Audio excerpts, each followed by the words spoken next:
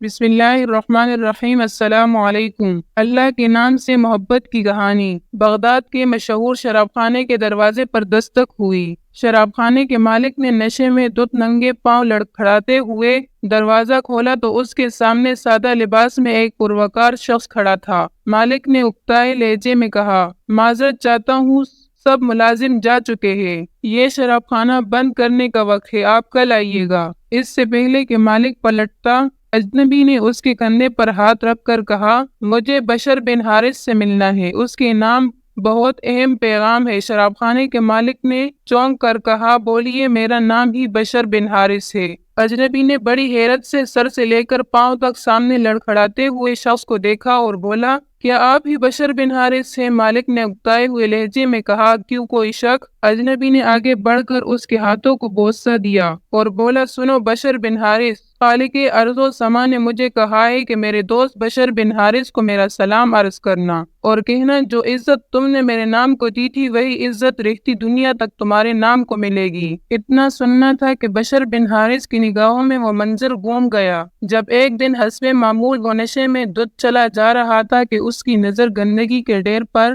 پڑے ایک کاغذ پر پڑی جس پر اسم اللہ لکھا تھا۔ بشر نے کاغذ کو بڑے احترام سے چوما، صاف کر کے خوشبو لگائی اور پاک جگہ رکھ دیا اور کہا، یہ مالک عرش عظیم، یہ جگہ تو بشر کا مقام ہے، تمہارا نہیں۔ بس یہی ادا بشر بن حارث کو بشر حافی رحمت اللہ علیہ بنا گئی۔ جس وقت آپ کو یہ پیغام ملا آپ اس وقت ننگے پاؤں تھے اور پھر آپ نے ساری زندگی ننگے پاؤں گزار دی۔ آپ جن گلیوں سے گزرتے تھے ان گلیوں میں چوپائے بھی پیشاب نہیں کرتے تھے کہ آپ کے پاؤں گندے نہ ہوں۔ وہی بشر حافی رحمت اللہ علیہ جس کے متعلق اپنے وقت کے امام احمد بن حنبل رحمت اللہ علیہ فرمایا کرتے تھے، لوگوں، جس اللہ کو احمد بن حنبل رحمت اللہ علیہ مانتا ہے، بشر حافی رحمت اللہ علیہ اسے پہچانتا ہے۔ دوستو، آپ بھی کوشش کریں کہ کہیں اخبار یا کاغذ کے کسی ٹکڑے پر اللہ پاک یا نبی پاک صلی اللہ علیہ وآلہ وسلم یا مقدس ہستیوں کا نام نظر آئے تو اسے کسی پاک جگہ پر رکھ دیا کرے۔ بلکہ علماء کرام اس کے بارے میں فرماتے ہیں کہ اگر مسلمان کو کسی ایسی جگہ اللہ پاک کا یا قرآن کریم کے مقدس اوراق نظر آئے